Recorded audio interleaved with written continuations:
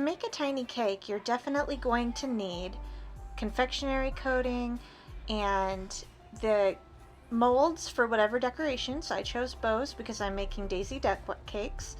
When you get your food coloring, make sure it is a food coloring gel. I chose, of course, purple and pink for daisy. And also I chose to use sugar sprinkles to give it kind of that sparkly, glittery effect.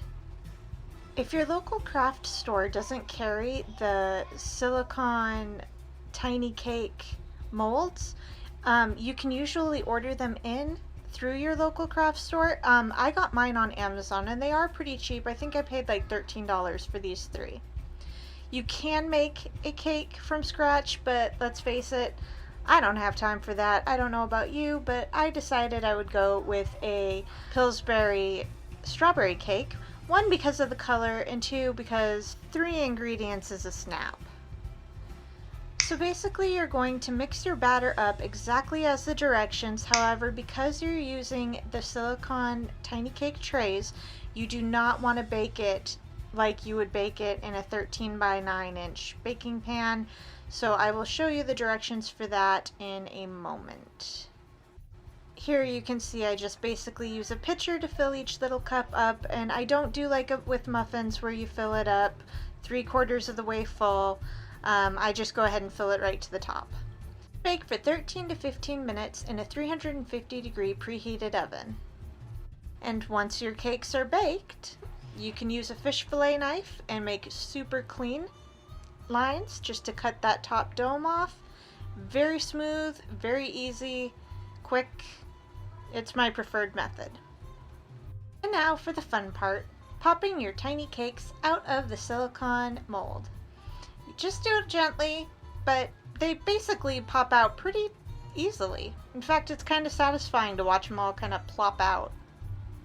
After they've cooled, you can choose to either add a crumb coat of buttercream, or you can just wrap them up and put them in the refrigerator for about an hour and start prepping your decorations.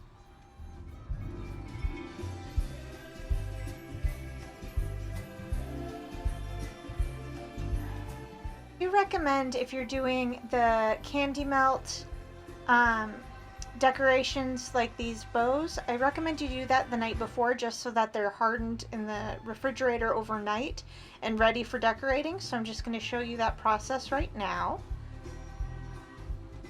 My method is just to put a handful of my confectionery coating, but I do just a handful in the microwave, and I microwave it at 15-second intervals until I get it to the consistency I want. And I use a toothpick to actually make sure all of the little candy mold nooks and crannies get those details in there so that my candies look perfect when they come out.